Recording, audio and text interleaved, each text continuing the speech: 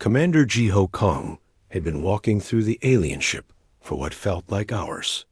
His guide, a tall Valorian officer with silver skin and 4 arms, had disappeared somewhere near the engineering bay.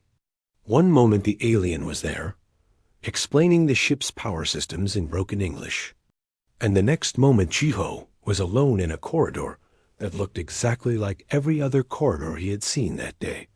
The Valorian flagship, Eternal Crown, was massive. It stretched for nearly 3 kilometers and housed over 10,000 crew members. Ji-Ho was part of Earth's first official diplomatic mission to the Valorian Empire, humanity's first contact with an advanced alien civilization. Everything was supposed to go perfectly. He was supposed to smile, nod, and not get lost on the most important ship in the galaxy. He looked at the symbols on the wall. His translator device buzzed softly in his ear, trying to make sense of the flowing script. The corridor branched in 3 directions. Ji-Ho chose the middle path because it seemed to slope upward, and he remembered that the diplomatic quarters were on the upper decks. The walls here were different. Instead of the harsh white metal of the lower decks, these walls were smooth and dark, almost like polished stone. Soft blue lights ran along the floor, creating pools of shadow between them. Ji-Ho's footsteps made no sound on the strange material beneath his boots. He turned a corner and saw something that did not belong on a warship. Plants, real. Living plants growing in silver containers along the walls. Ji-Ho stopped and stared. These were not alien plants. These were ferns. Earth ferns. The same kind his grandmother grew in her garden in Seoul. His hand reached out before he could stop himself. The leaves felt real under his fingers, cool and slightly damp. How could Earth plants be here, 47,000 light-years from home? The Valorians had only made contact with humanity 6 months ago. These plants looked years old, well-established and healthy. A soft sound made him look up. At the end of the corridor, a door had opened. Not like the automatic doors in the rest of the ship, but slowly, as if inviting him forward. Blue light spilled out from the opening, brighter than the corridor lights. Ji-Ho knew he should turn back. He should find his guide or contact the other human diplomats. Instead, he walked toward the light. Something pulled at him, though he could not explain what it was.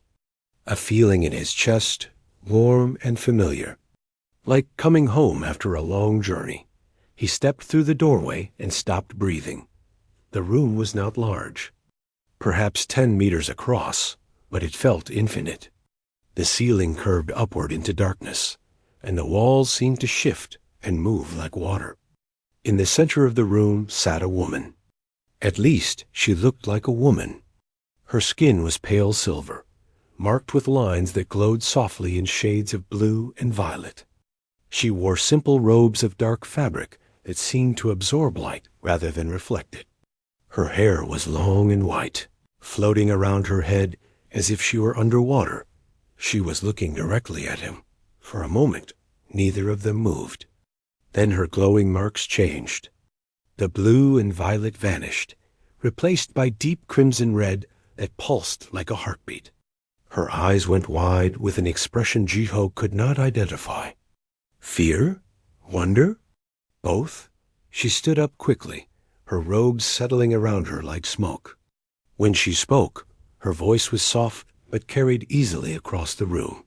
Impossible, she whispered in her language. Ji-Ho's translator caught the word a moment later. You can see it? Ji-Ho had no idea what she meant.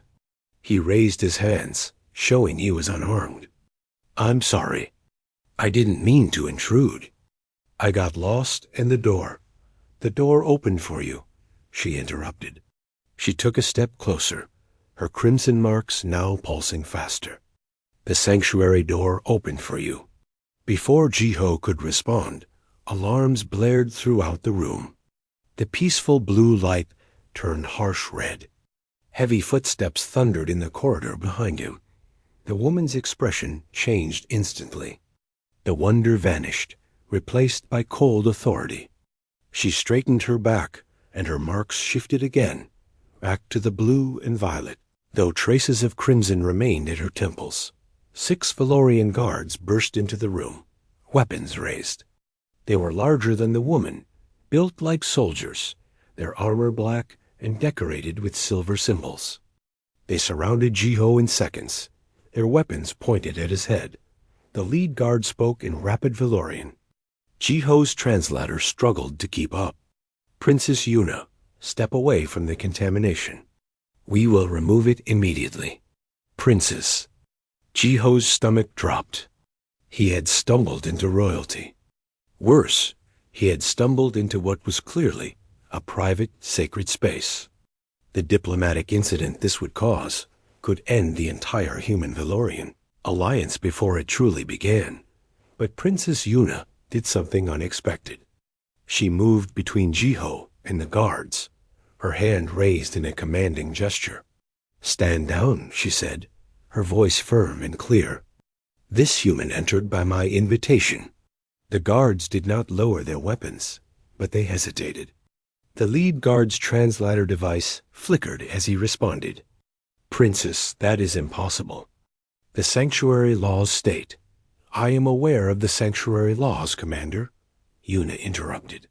Her marks flashed briefly to crimson again before settling back to blue. "I am also aware of the ancient provision that allows a royal heir to invite a witness of interest into private meditation. This human is that witness." The guard looked like he wanted to argue, but royal authority was not something to question lightly. He lowered his weapon slowly, and the others followed his lead. "The High Council will want an explanation," the guard said. "Then I will provide one," Yuna replied. She turned to look at Jiho, and for just a moment her expression softened. There was something in her eyes, a plea for understanding, for trust. "Take him to the diplomatic quarters. See that he is comfortable. I will speak with the council myself." The guards surrounded Jiho again, but this time they did not point weapons at him. They simply guided him toward the door. As he walked past Princess Yuna, she leaned close and whispered something in English, without using her translator. "The plants," she said so quietly that only he could hear. "Did you recognize them?" Jiho nodded slightly. "Then you know something is very wrong here," she continued. "Trust no one. I will contact you." Before he could respond, the guards pulled him out of the room. The door slid shut behind him, hiding Princess Yuna from view. As they marched him through the corridors, Jiho's mind raced. Earth plants in an alien ship. A princess who could speak English without a translator. A door that opened for him when it should not have. And the question she had asked, "You can see it?" What was he supposed to be seeing? What had he missed? The guards delivered him to his quarters and left without a word. Jiho sat on the edge of his bed, staring at his hands. They were shaking slightly. In the span of 20 minutes, he had violated alien sacred law, been protected by a princess, and discovered that something deeply strange connected Earth to this empire on the other side of the galaxy. He looked at the small window in his room. Outside, stars stretched in all directions, so many that they looked like snow. Somewhere among them was Earth, impossibly far away, impossibly small, and somewhere on this ship, Princess Yuna was preparing to lie to her entire government to protect him. Jiho had a feeling that his diplomatic mission had just become something much more dangerous. 3 days passed before Jiho heard anything about the incident. 3 days of sitting in his quarters, eating bland nutrient paste from the ship's kitchens, and watching the stars drift past his window.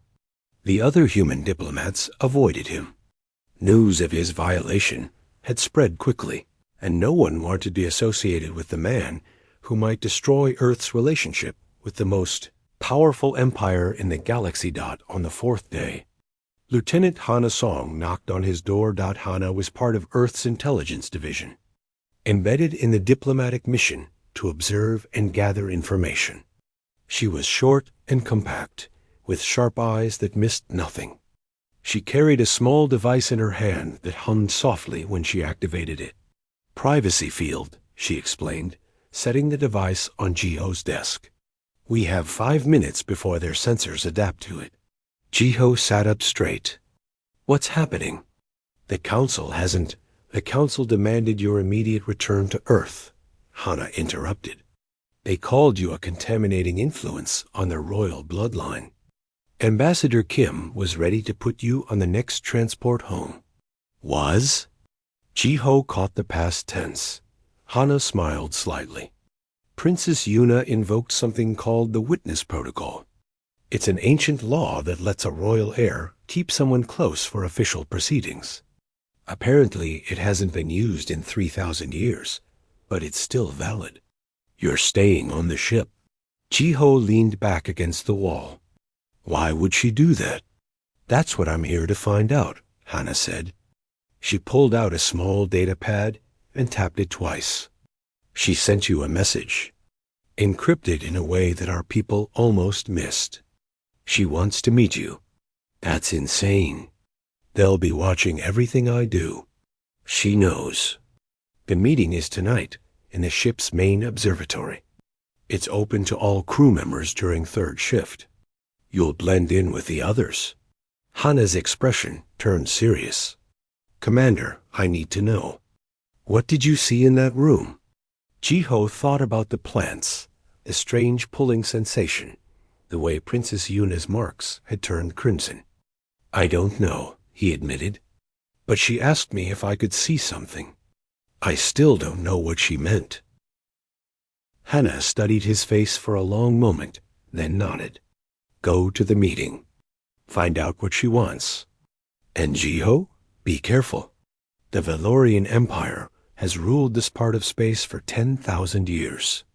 They don't make mistakes, and they don't show mercy to people who threaten their power." The privacy field device beeped 3 times and shut off. Hana pocketed it quickly and left without another word. That night, Jiho made his way to the observatory. The ship's corridors were quiet during third shift, with only a few crew members moving between stations. The observatory was a massive dome on the upper deck, its transparent ceiling offering an unobstructed view of the stars. About 20 Valorians were scattered throughout the space, sitting on benches or standing near the windows, lost in their own thoughts. Princess Yuna stood near the far wall, away from the others. She wore a simple hooded cloak that hid her glowing marks, though Jiho could see faint traces of blue light around her collar.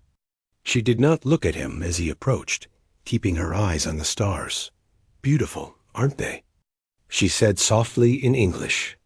"So many worlds, so many species, and almost all of them believe the lies my people have told." Jiho stood beside her, maintaining a respectful distance. "Why did you protect me?" "Because you are important," Yuna replied. She finally turned to look at him, pulling her hood back slightly. Her marks were glowing violet tonight, calmer than they had been in the meditation chamber. "More important than you know. Tell me, Commander Jiho Kong of Earth, have you ever heard of something called the first frequency?" Jiho shook his head. Yuna looked around to make sure no one was listening, and continued in a whisper. "According to ancient Valorian doctrine, the first frequency was the original vibration of the universe, the sound or light or energy that existed before anything else. Our legends say that the earliest civilizations could perceive it, could even manipulate it. But that ability died out millions of years ago. Anyone who claims to still hear it is labeled a heretic and executed. Why? Because the ability to perceive the first frequency threatens everything our empire is built on," Yuna said. Her marks flickered to crimson for just a moment. "Our religion teaches that only the pure bloodlines of the founding families carried this gift, and when it faded, it was a sign that we had achieved our purpose. To claim you can still sense, it is to claim that our civilization has failed, that we are living in a fallen age." Jiho was starting to understand. You can perceive it. Yes, Yuna admitted. I have lived my entire life hiding what I am. I learned to control my marks, to never show crimson in public, to pretend I am like everyone else. If my family knew, if the council knew, they would kill me to preserve the doctrine. The crimson marks. That's what happens when you perceive this frequency. When we perceive it strongly, yes. It is involuntary, a reaction we cannot fully control. Yuna turned to face him directly. When you entered my meditation chamber, I saw the first frequency radiating from you like a star. So bright, so pure, that my marks reacted before I could stop them. In my entire life, I have only seen that frequency in one place. Where? In myself, Yuna said. Until I met you, I thought I was alone. But you, a human, a species we only discovered 6 months ago, carry the first frequency as if it were as natural as breathing. Do you understand what this means? Jiho's mind was racing. Your people will see humanity as a threat. Worse, if the High Council discovers that humans naturally emit the first frequency, they will classify your entire species as an existential danger to our empire. They will not negotiate. They will not offer mercy. They will erase humanity completely, just as they have done before. The temperature in Jiho's body seemed to drop. Before? You've done this before? Yuna nodded slowly, her expression pained. There are things in our history that have been buried, erased from official records. Stories that are only whispered in the oldest archives. But I have spent years searching for the truth, trying to understand what I am. And I found fragments, pieces of a story about another species that carried the first frequency. What happened to them? They were called the Architects. 10,000 years ago, they controlled a vast region of space. Our legends paint them as devils, as corruptors who tried to destroy the natural order. The official history says they destroyed themselves in a great war. Yuna's marks pulsed with crimson again. But the fragments I found suggest something different. They suggest that the Valorian Empire, in its earliest days, encountered the Architects and saw them as a threat to the doctrine. So they hunted them. They burned their worlds and scattered their people until nothing remained. Jiho felt sick. And you think humans are connected to these Architects? I don't know, Yuna admitted. But the first frequency does not lie.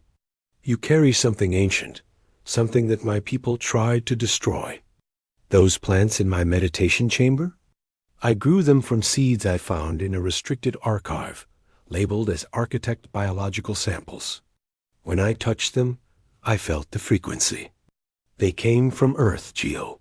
Somehow, 10,000 years ago, the Architects reached your world. The implications crashed over Jiho like a wave. Humanity's entire history, their evolution, their place in the universe, might be connected to a genocide committed by the species they were now trying to befriend. Why are you telling me this? Jiho asked. Because I need your help, Yuna said. I need to access the deepest levels of the Imperial archives, the places where the real history is kept. But I cannot do it alone. The security systems require genetic verification from multiple sources. I need someone who carries the first frequency to bypass certain locks. If we're caught, we will be executed, Yuna finished. Soul erasure. They will delete every record of our existence, wipe our identities from history itself. But if we do nothing, your people will be discovered eventually. And when that happens, the Empire will not hesitate. Jiho looked out at the stars, at the vast darkness between the lights.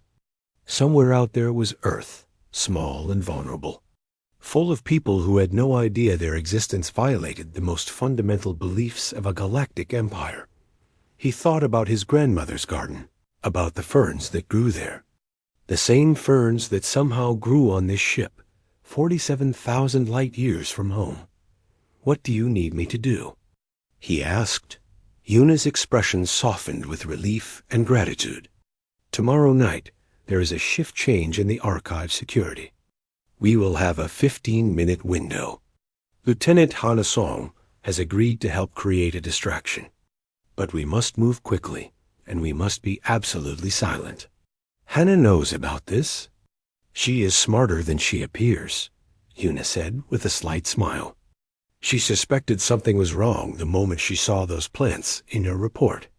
Earth's intelligence community is more thorough than my people realize. Jiho extended his hand. It was a human gesture, one that Yuna might not understand.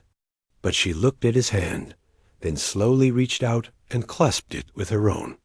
Her skin was cool and smooth, and where they touched, Jiho felt something strange. A vibration, subtle but definite, like a note held just below the range of hearing. The first frequency, Yuna whispered, feeling it too. We resonate together.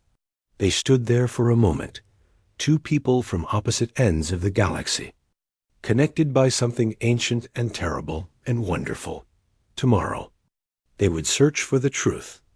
Tonight, they simply held on to each other. Two heretics against an empire. The Imperial Archives occupied 7 levels deep in the heart of the Eternal Crown. According to the ship's official layout, only 5 levels existed.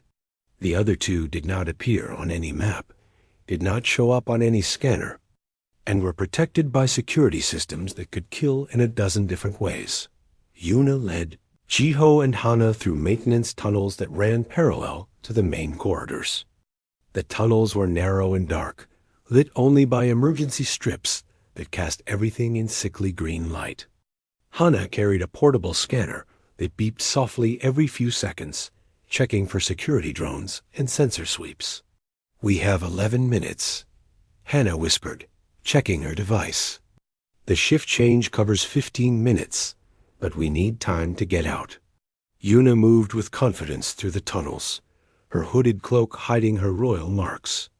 She had explained earlier that she had been exploring the ship's hidden spaces since she was a child, learning every secret passage and forgotten corridor. The royal family thought she spent her time in meditation and study. They had no idea she was preparing for this moment.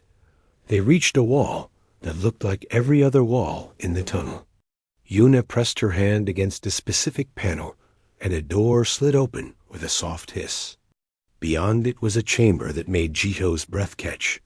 The room was vast and circular, its walls lined with thousands of crystalline storage units that glowed with soft amber light.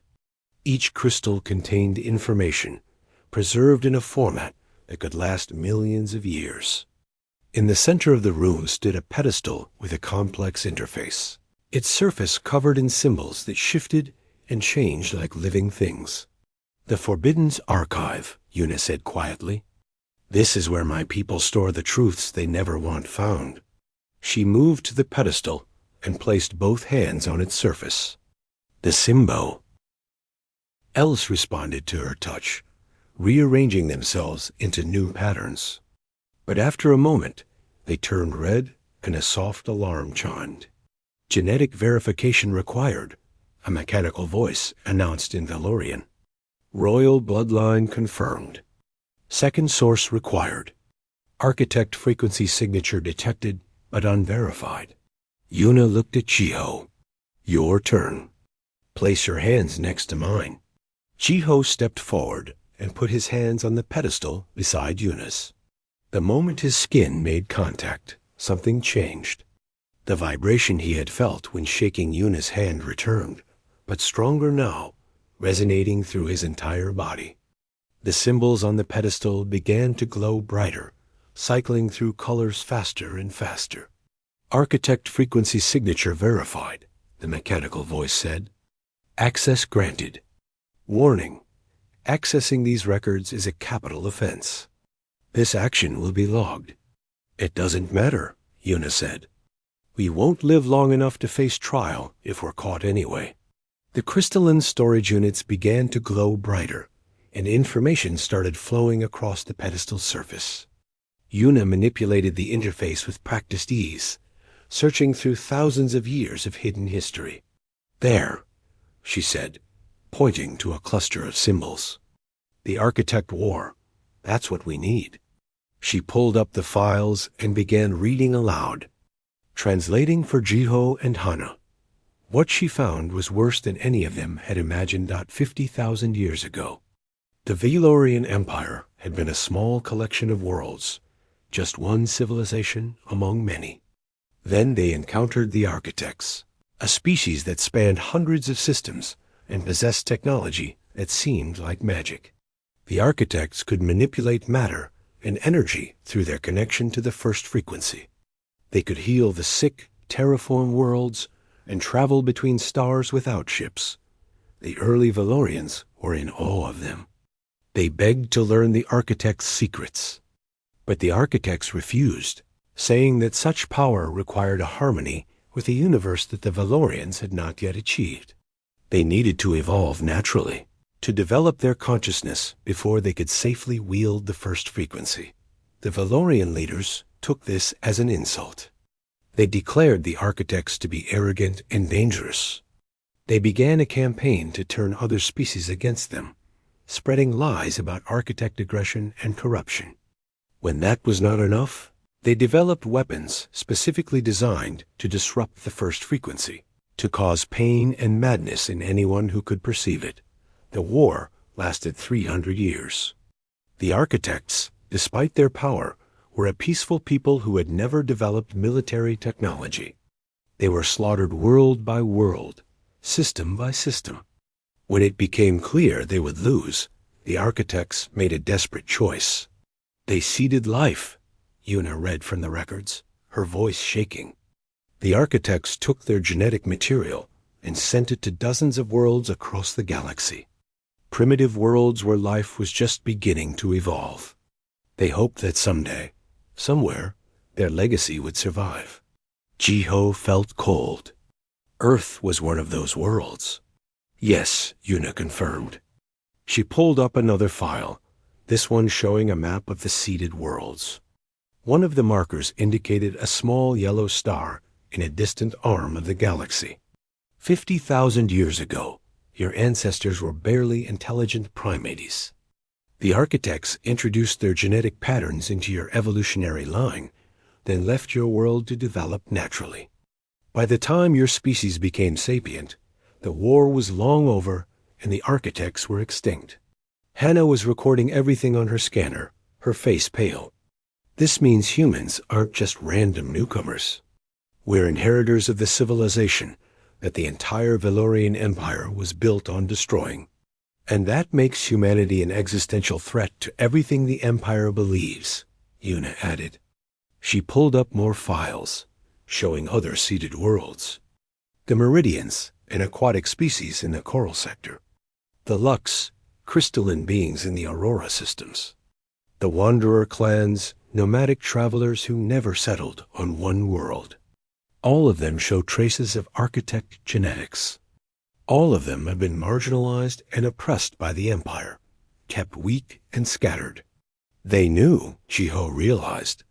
The Velorian leadership has known all along that these species carried Architect traces. That's why they've never been allowed to gain power. Exactly, Yuna said. The Empire has spent 50,000 years making sure the Architect's legacy could never threaten their doctrine. And now humans have arrived, carrying the strongest Architect signature of any species since the original genocide. A sudden alarm blared through the archive chamber. The amber lights turned red, and the pedestal's interface began to flash warnings. Security breach detected, the mechanical voice announced. Archive access logged and reported. Security response initiated. Hannah cursed and checked her scanner. Someone triggered a manual alert. We've got maybe 2 minutes before armed guards arrive. Yuna worked frantically at the pedestal, downloading as much information as she could to a small data crystal. We need to take this evidence with us.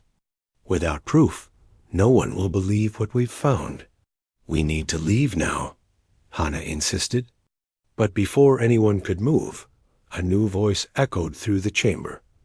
It's too late for that. They turned to see a tall Velorian standing in the doorway. He wore robes of deep black, marked with silver symbols that indicated high rank. His marks glowed steady crimson, not flickering like Yuna's, but constant and bright. His eyes were cold and ancient. "Lord Doyan," Yuna whispered, "High Inquisitor of the Purity Council."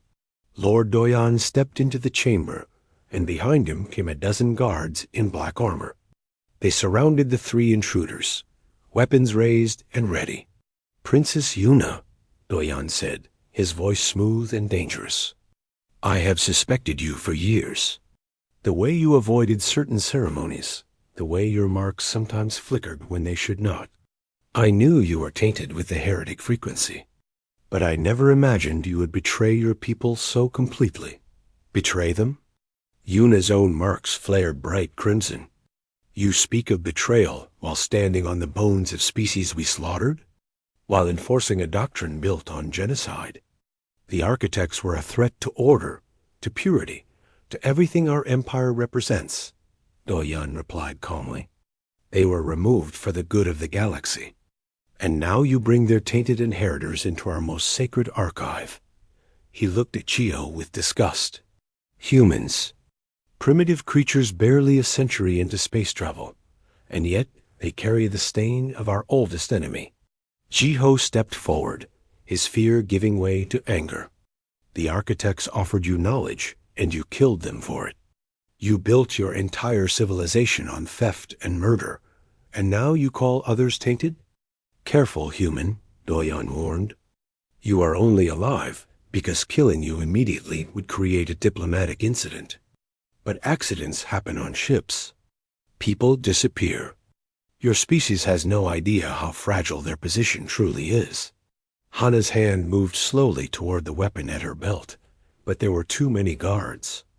Any fight would end in seconds. Then the ship shuddered. Alarms began blaring throughout the vessel, different from the archive security alerts. These were ship-wide emergency warnings. One of the guards touched his helmet, listening to an internal communication. "My lord, there's a situation on the main deck. Human vessels have arrived, demanding to speak with our command staff. They're threatening to fire on us if we don't produce Commander Kong within the hour." Diane's expression darkened. "How many ships?" 15, the guard replied, "including their flagship, the Soul's Pride. Captain Minho Park is leading the fleet."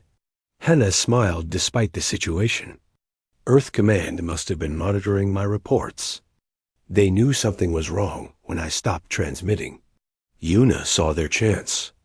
While Doyan was distracted, she grabbed the data crystal from the pedestal and threw it to Geo. He caught it reflexively and tucked it into his uniform. "You will return that immediately," Doyan commanded. "No," Yuna said simply. She moved to stand beside Geo and Hana. "I am claiming asylum with the human delegation. As a royal heir, that is my right under galactic law." "You are a traitor and a heretic," Doyan spat. "You have no rights." "Then you'll have to kill me in front of witnesses," Yuna replied, "with human ships watching and recording everything. Think about how that will look to the rest of the galaxy, Lord Doyan. The Valorian Empire executing their own princess for discovering the truth about their past." For a long moment, no one moved. The ship continued to shudder as the human fleet held their position, weapons armed and ready. Doyan stared at Yuna with an expression of pure hatred, but he was trapped. Killing them now would expose everything. Finally, he stepped aside. "Take them to the diplomatic bay. Let the humans have their heretics. But know this, princess." His crimson marks pulsed brighter. "The moment you leave this ship, you are no longer Valorian. You are nothing. And your human friends have just declared war on an empire that has stood for 10,000 years." Guards escorted them roughly through the corridors. As they walked, Jiho felt the weight of the data crystal in his pocket. Evidence of a genocide 50,000 years old. Proof that humanity was heir to a murdered civilization, and the spark that might ignite the biggest war the galaxy had ever seen. The human flagship. Sol's Pride was smaller than the Valorian warships, built for speed and efficiency rather than overwhelming force.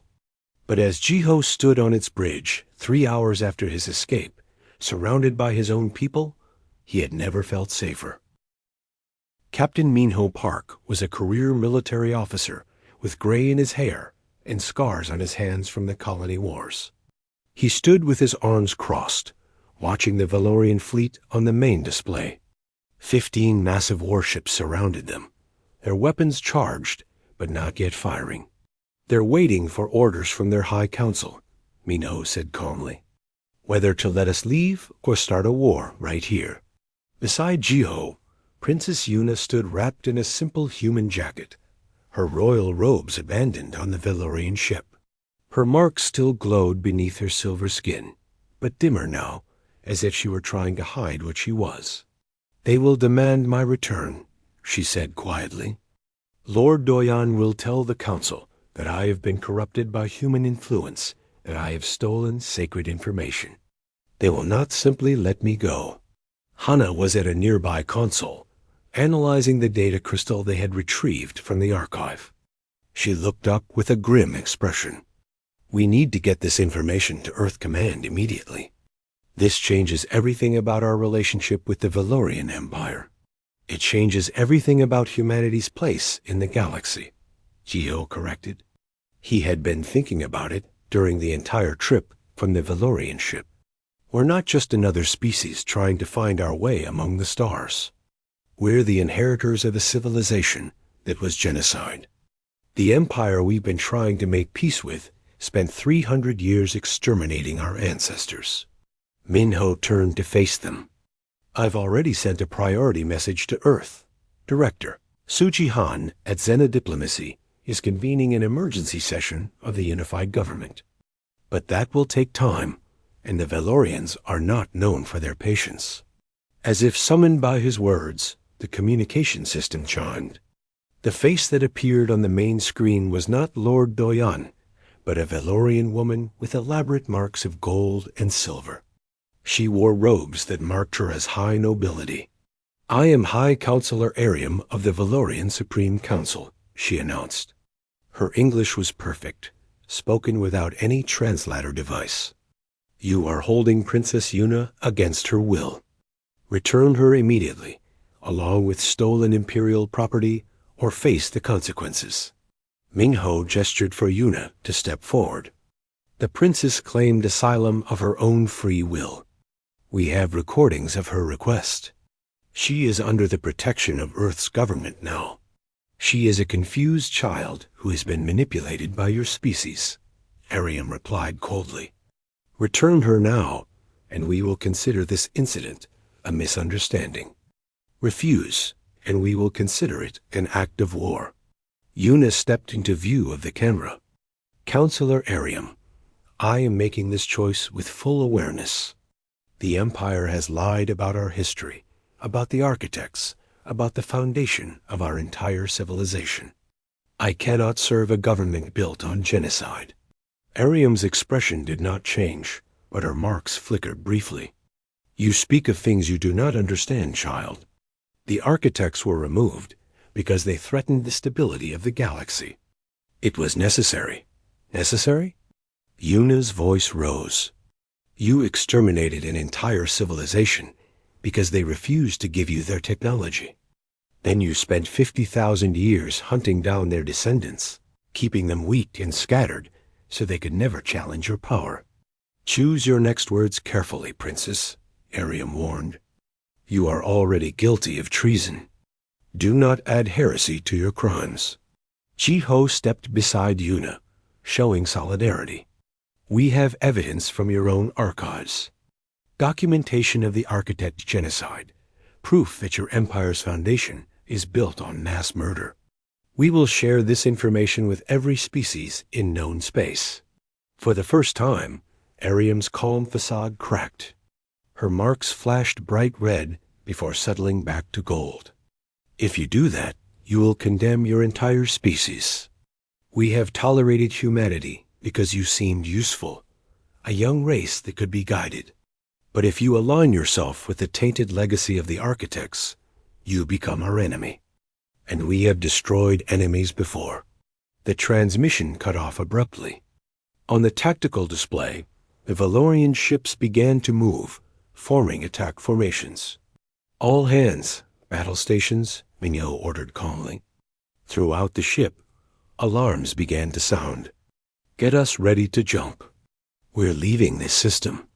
But before the Soul's Pride could engage its faster-than-light drive, something unexpected happened. 3 of the Valorian ships broke formation and moved to position, themselves between the human fleet and the rest of the Valorian armada. A new communication signal came through. The face that appeared was young, with marks similar to Yuna's, but in shades of blue and green instead of violet. "Sister," the young man said, "I am Prince Taiyang. I am coming with you." Yuna gasped. "Taiyang, no. If you defect, they will. They will kill me, just as they would kill you," Taiyang interrupted. "I have lived my entire life hiding what I am, pretending I cannot feel the first frequency burning inside me. But when you left, when you chose truth over comfort, I knew I could not hide anymore. There are others like us, Yuna. Dozens of us scattered throughout the royal fleet, living in fear. When news of your defection spread, we decided to act." On the tactical display, more Valorian ships were breaking formation. 7 vessels total now positioned themselves with the humans, their weapons turning to face their former allies. "This is madness," Mignot whispered. "They're starting a civil war." "They're choosing freedom," Yuna corrected. She touched the communication panel gently. "Taiyang, are you certain? Once we leave, there is no going back." "I have never been more certain of anything," her brother replied. "The empire that raised us is built on lies. It is time for truth, even if that truth burns down everything we have known." The tactical situation was changing rapidly now. The Valorian fleet was in disarray, with ships turning on each other as crews chose sides. Some supported the reformist faction, led by Taiyang. Others remained loyal to the High Council. Weapons fire began to light up the space between them. "We need to leave now," Hannah urged, "before this turns into a full battle." Minho gave the order, and both the human fleet and the defecting Valorian ships engaged their faster-than-light drives simultaneously. The stars stretched and blurred as they jumped away from the conflict zone. They emerged in the Titan system, near Saturn's moon, well within human-controlled space. Earth's defensive fleet was already waiting for them. Over 100 ships arranged in protective formations. Director Suji Han appeared on the communication screen from Earth. Command Headquarters. She was a severe woman in her 50s, known for her brilliant diplomatic mind and absolute lack of patience for incompetence. "Commander Kang," she said, "I have read Lieutenant Song's report. I have reviewed the data from the Valorian archives, and I have received formal declarations of war from the Valorian High Council." Jiho's heart sank. "Director, You did exactly what needed to be done," Suji interrupted. "Humanity has been trying to find our place in the galaxy, wondering why we always felt like we didn't quite belong. Now we know. We are the children of a murdered civilization, and the galaxy's most powerful empire has been preparing to finish what they started 50,000 years ago." She looked past Jiho to where Yuna and Taiyang stood on the bridge. "Princess Yuna, Prince Taiyang, Earth grants you asylum. We will not surrender you to an empire that would execute you for seeking truth." "Thank you," Yuna said, bowing her head respectfully. Suji's expression hardened. "But we have a bigger problem now. The Valorian Empire has issued an ultimatum to all of humanity. They demand we surrender every human colony for what they call purification. Every man, woman, and child to be placed under Valorian control. We have 72 hours to comply, and if we refuse?" Minho asked, though he already knew the answer. Then they will begin systematic extermination of human worlds, Suji replied. They have done it before. The archives you recovered contain documentation of 3 other species that were completely erased from the galaxy. The Valorians do not make empty threats. Ji-Ho thought about Earth, about the billions of people living their lives with no idea that an ancient empire had decided they should not exist. He thought about his grandmother's garden, about the ferns that connected her to a civilization dead for 50,000 years. We cannot win against them militarily, he said.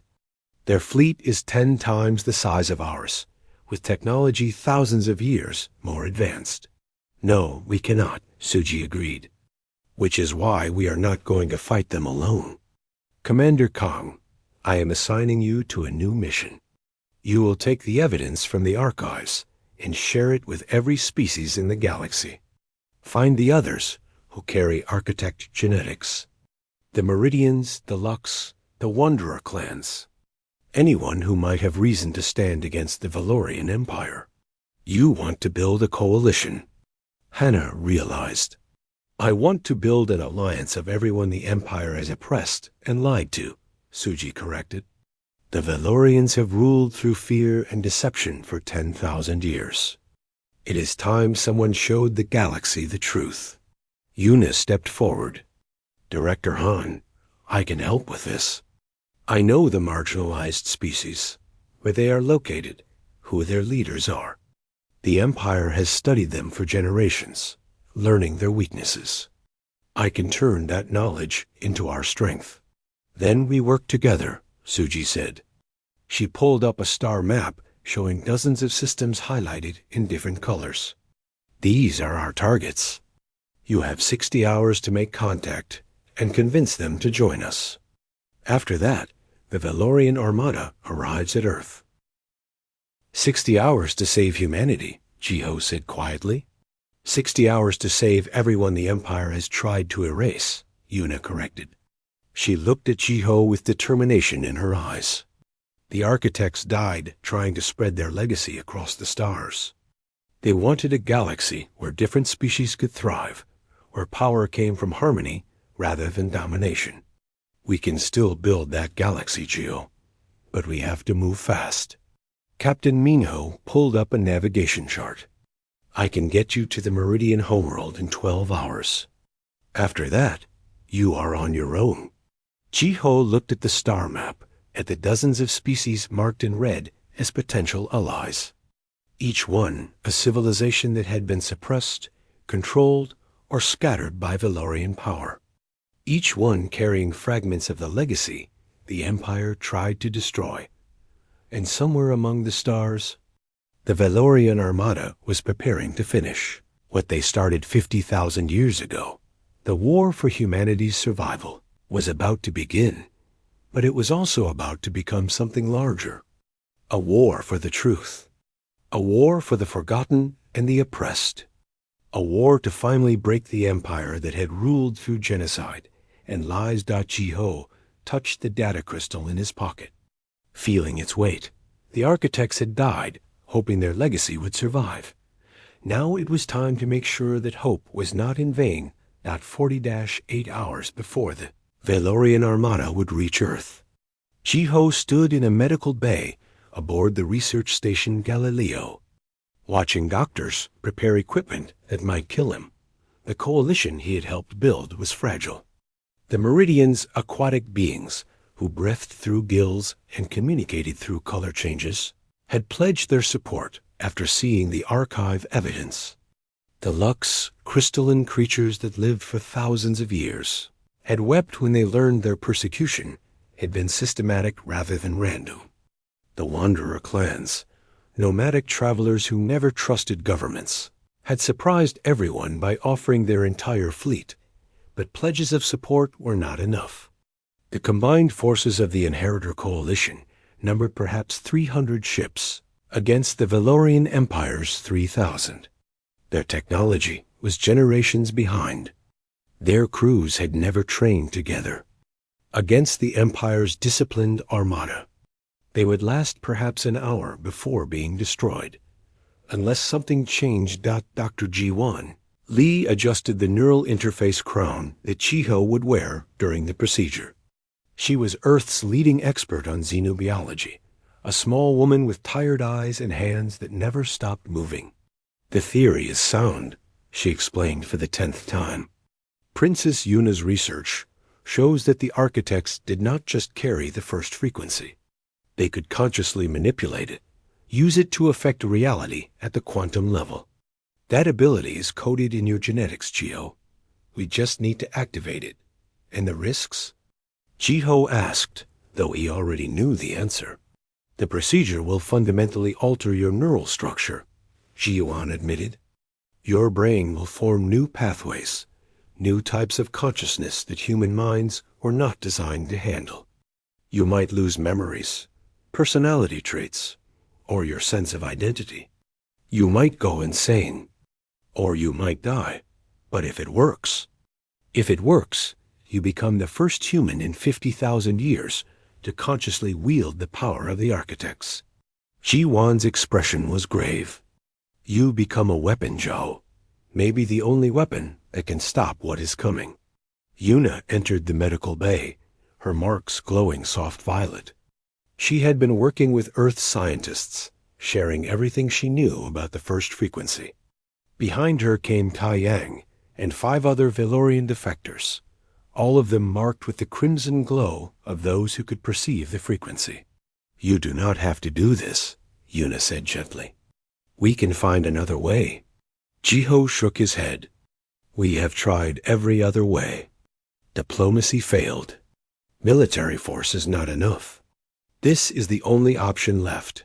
Then I am going through the procedure with you, Yuna announced. If you are going to risk your mind, I will risk mine as well. My people created this situation.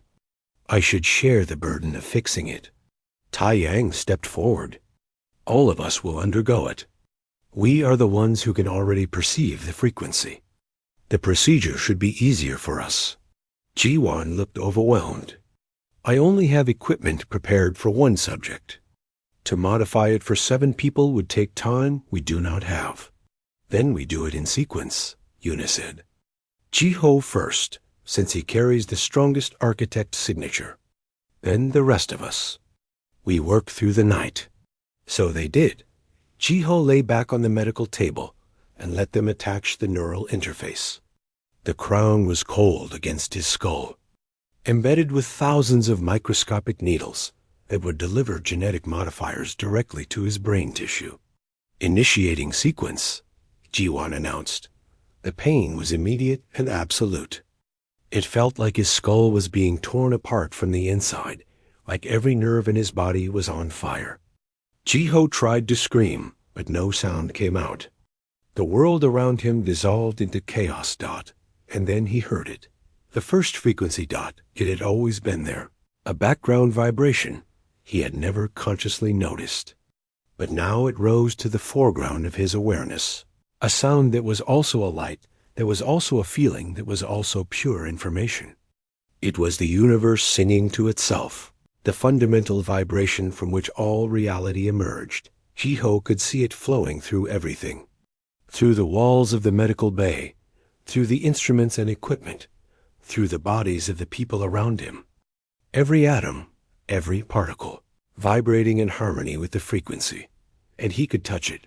His consciousness reached out and brushed against the frequency like a hand touching water. Where he touched, reality responded. The air near his hand grew warmer, then colder, then began to shimmer with colors that had no names. His neural activity is off the scale, someone said. The voice seemed to come from very far away. He is accessing areas of consciousness we did not know existed. Jiho pulled his awareness back, terrified by the power he felt. But the frequency was already changing him. He could feel new pathways forming in his mind, new ways of thinking and perceiving. Memories began to blur and shift. Was that his grandmother's garden, or was it something older, a memory inherited from the architects themselves? Stabilizing, Ji-Wan announced.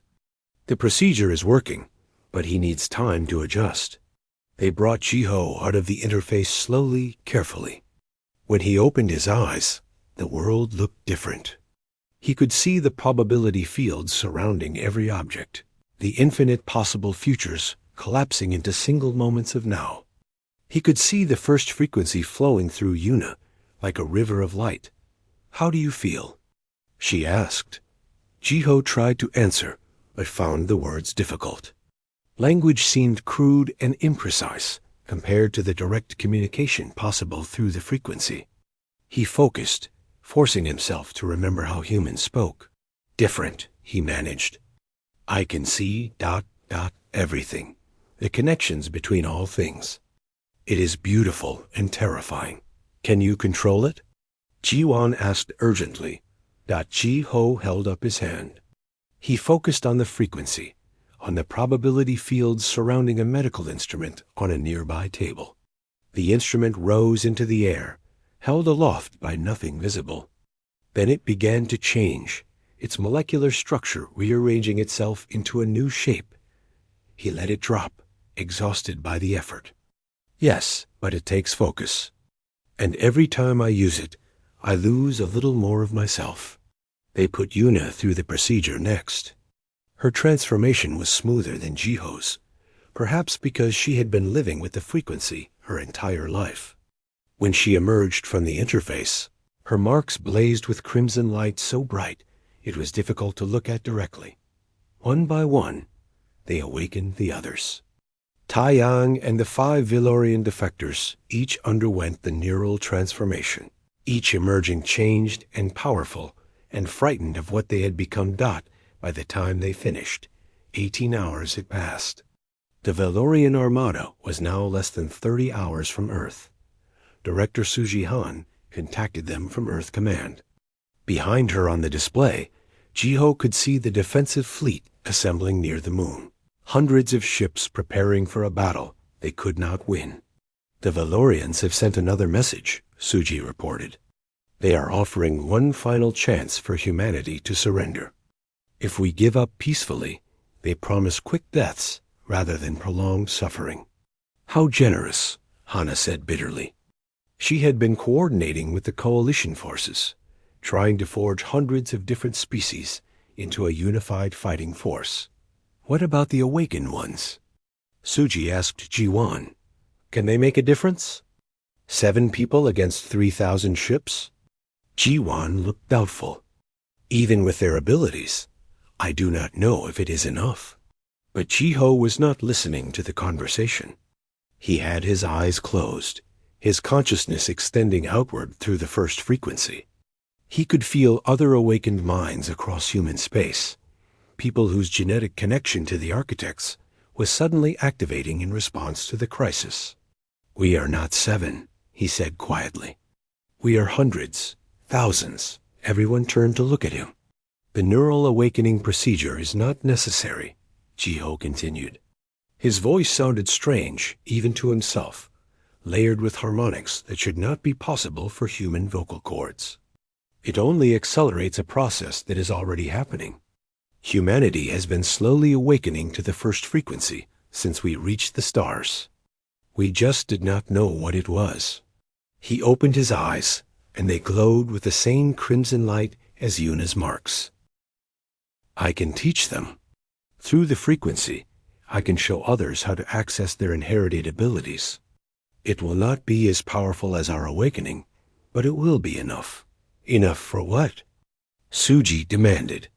"Enough to change the battle," Yuna answered. She could see what Ji-ho was planning through their connection in the frequency. "Enough to show the Valorian Empire that they cannot erase us as easily as they erased the architects."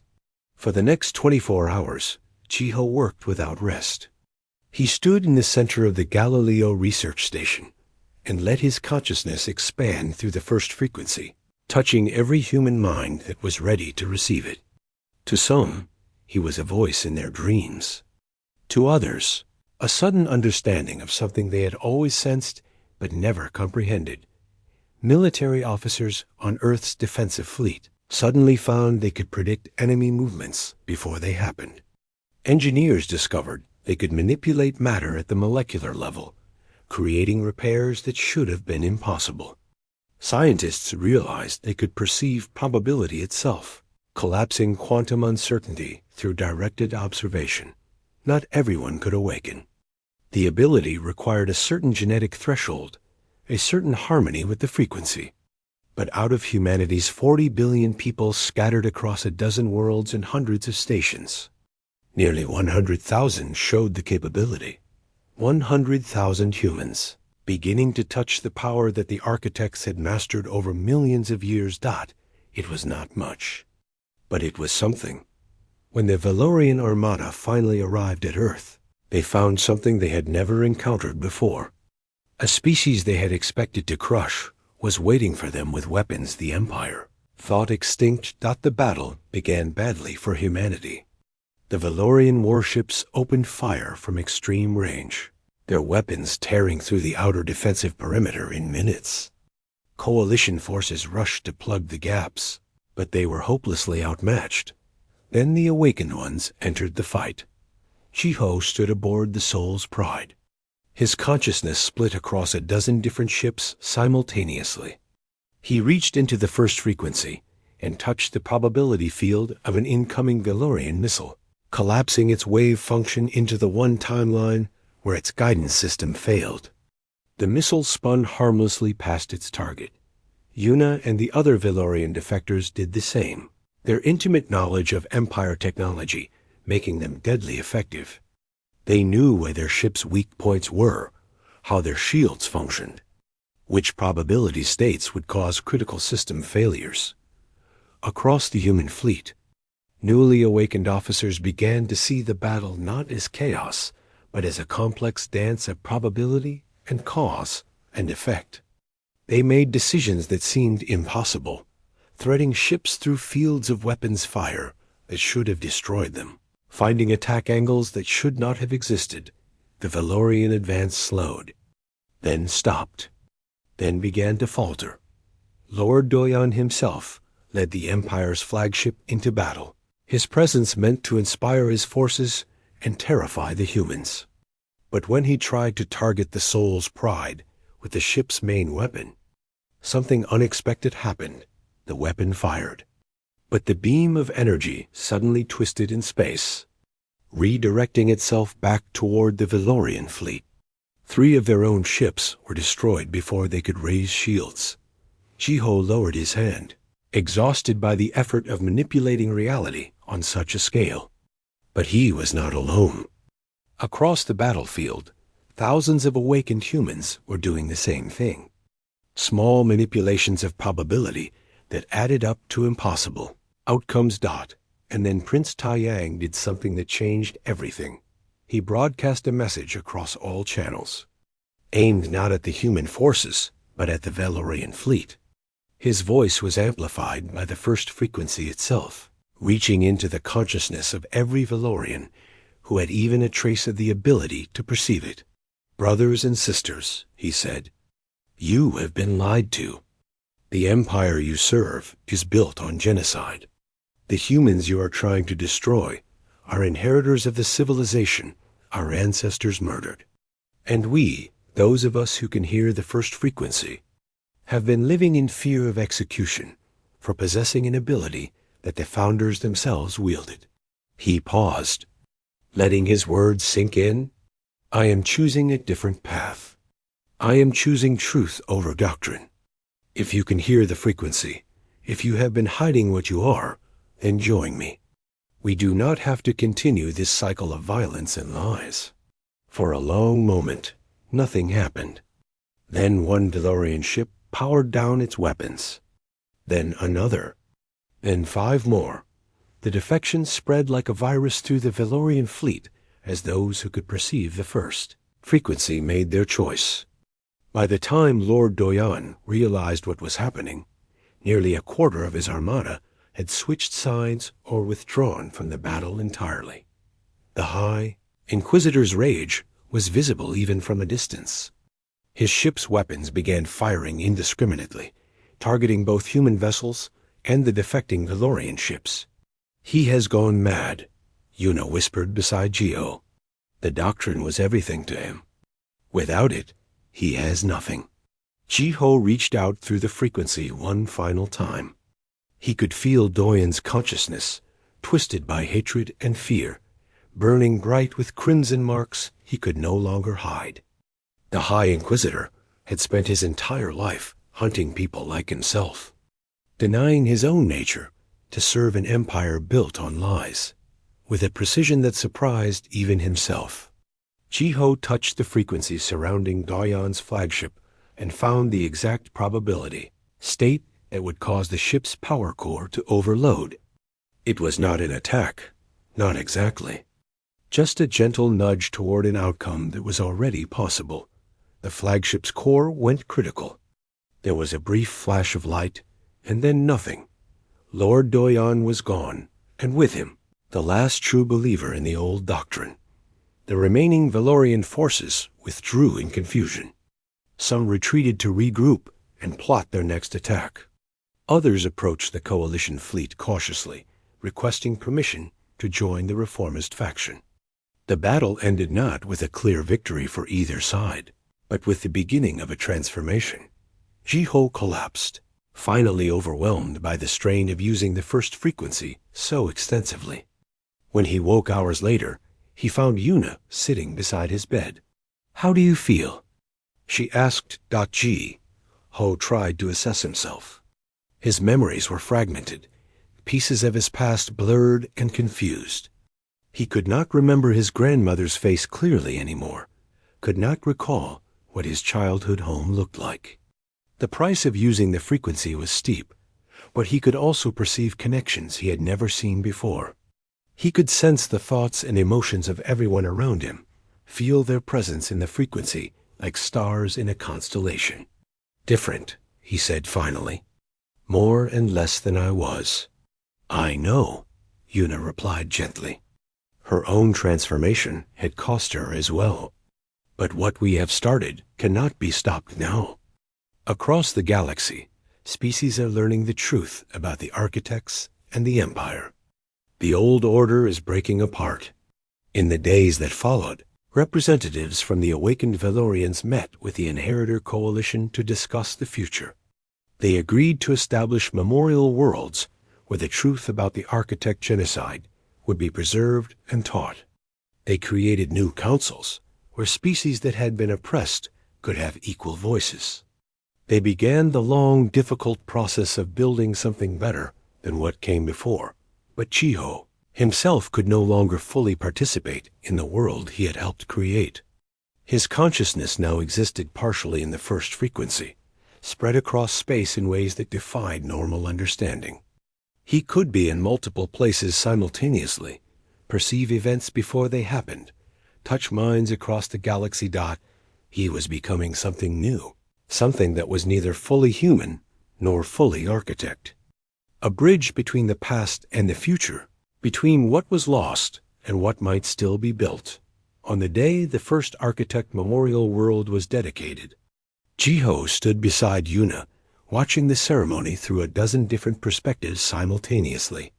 Beings from hundreds of species had gathered to remember what had been lost and promise it would never happen again. "The architects are not truly gone," Jiho said. His voice resonated with harmonics that made people turn to look at him. "They live on in all of us, in the genetic legacy they left behind. We are not them reborn. We are what comes after. The proof that even when they tried to destroy the truth, life found a way to remember." Yuna took his hand, and where they touched, the first frequency sang, two people from opposite ends of the galaxy, carrying the legacy of a civilization murdered 50,000 years ago. Not seeking vengeance, but building something the architects themselves would have wanted. A galaxy where different species could thrive together, where power came from harmony rather than domination, where truth mattered more than doctrine. The empire that had ruled for 10,000 years was crumbling. But from its ashes, something better was beginning to grow. And at the heart of it all, the first frequency continued its eternal song, finally heard again by those with the courage to listen.